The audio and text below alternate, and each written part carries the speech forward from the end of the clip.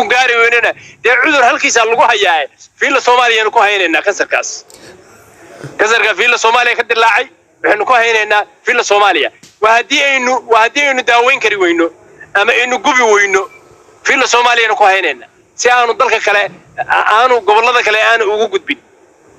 وعن كل حلقة وجوهم بلياني يا بدحونا لفت جرين ولا له دي اس ما أنت لا كل ما نلقى وجوه البنية نكاس وانو قرب تاجنا قرب كيسالنا هاي نكاس هاي سكعليو على الشباب مال والبها وجوتكم لفت جرين بالله الله يا الشباب اسكعلي مال الله اللي مشت قرب كيليشي وانا كل قرب تاجنا أدد ما زنتي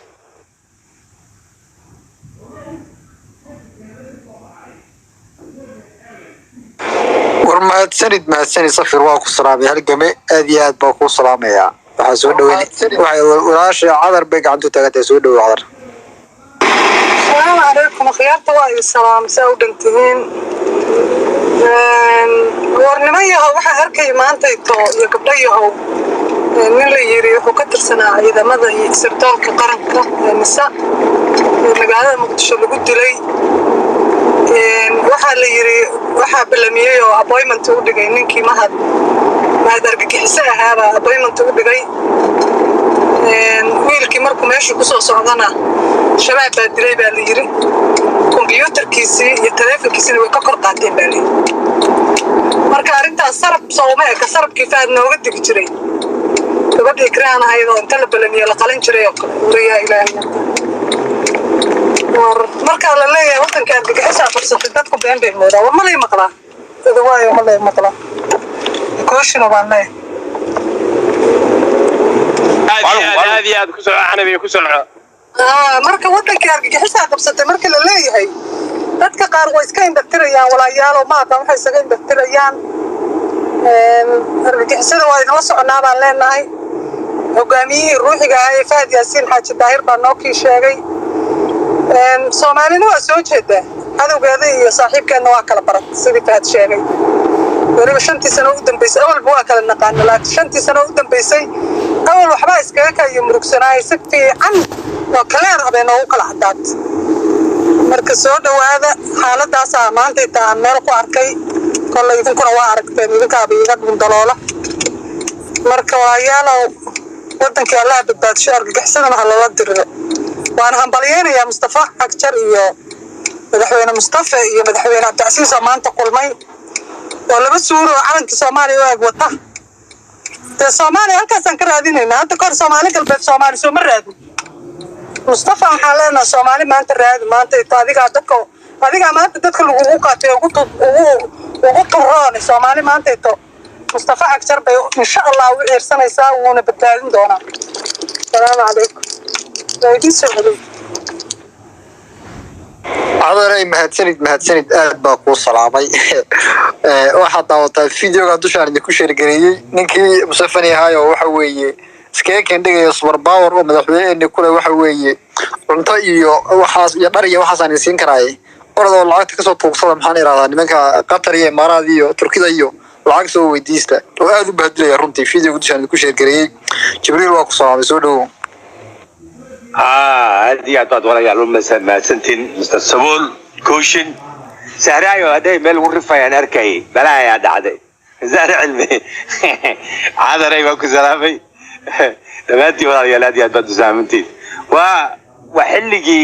وحلي على مرة يأكل جورا رنتي وين لعت كيستا نيجو عليه بدوين على مرة يا وربساس دولن كبو حي نيكي دونتا وربدا نيكي كعيرتو دري حاشا maxay ahayd gabay heesti waxa marka meel dulun ka buuxa la maraya iyo saqajaanimo waa arkay cajalada waan dhageystay ninka odayga kor ku qoran oo ujeedada hadalkiisa muxuu ahaa idinkiina mishaarkiisa la baxdo wax kasta waa lagu caawin karaa laakiin mishaarkeensada wadankiina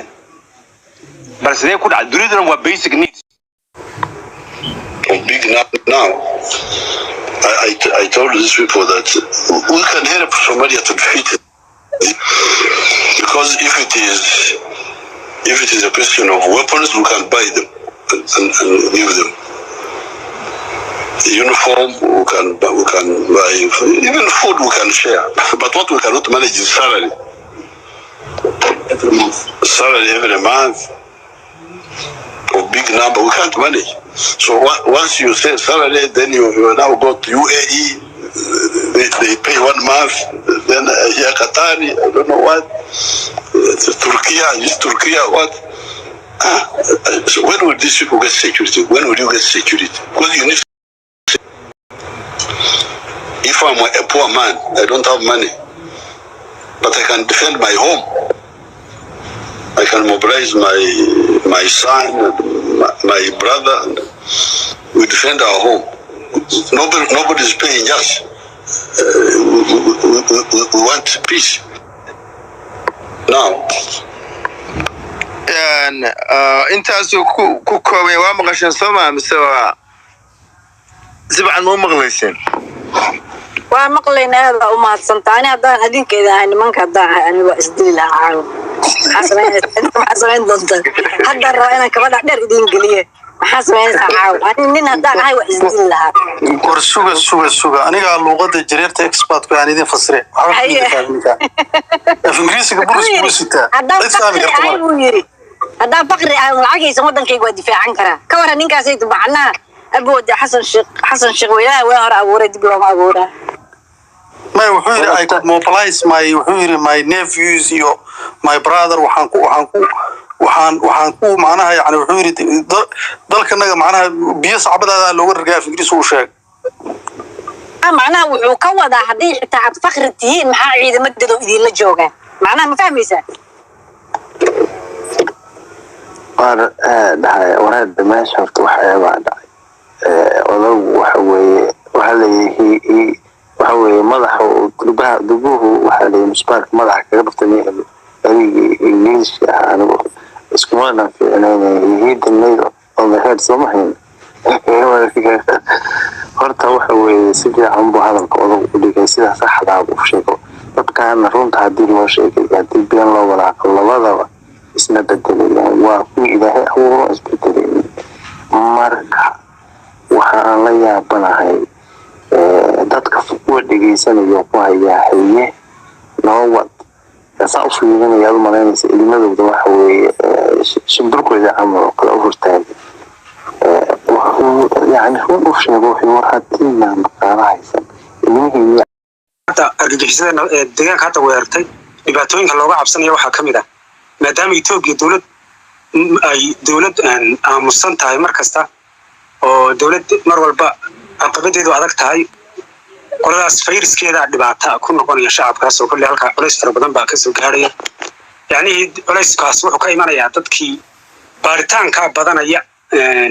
amniga sida loo adkeynaya badan iyo dad fara badan oo waxba aan hayn baa dhibaatada kolahan soo darsaysaa marka qolada shirkooda ilaahay ka ijaabar oo ilaahay ka ku koobo dadka Soomaaliyeed dhibaatada u geysteen Allah ka dulqaadayna waraadiyad baan idin salaamay wararkii maanta nabadii nolol waan arkay kooshina qolada halkan ma dhigidiyaan saa u eego oo iyaguna oo farmaajada tafkeena ku shideed moodo oo gudoomiye Umar Farish baa hawl waxyaabo noocaas ah baan waa dhigtay baan arkay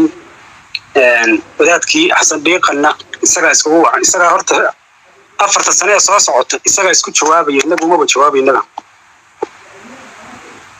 4 sano soo socota isaga isku filan mucaaradnimo wax walba talaabo kasta uu qaado bil cagsigeedii buu haystaa oo muuqaal ku haystaa haduu awoodayo haduu ka media oo dhan baa u dhili karin lahaa laakiin ma awoodayo marka caqabadaha ku xindaaban oo dhan isaga isku geystay hadda Ethiopia kala fargelinteedii 5 sano ka nasanay Abiy Ahmed oo ku faanay muddo ilaa 3 jeer golaha wasiirada Ethiopia isagoo la hadlaya si toos ah ugu faanay cidii dhigaysatay uu yiri khalad bayna ahayd in 7 sano la soo dhaafay fargelintii qaawanida Ethiopia ku haysay Soomaaliya inay khalad baan u arkay Abiy Ahmed arrin khalad oo dhacday baa uu ku faanay inuu ka daayo arrinta fargelinta oo mudan tahay in laga daayo hadda xasan laakiin dhibaatada hadda isaga isku wacan waxyaabaha ku qosolka mudan waxa kamid ah maanta in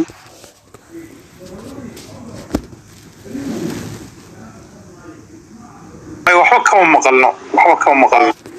waa muso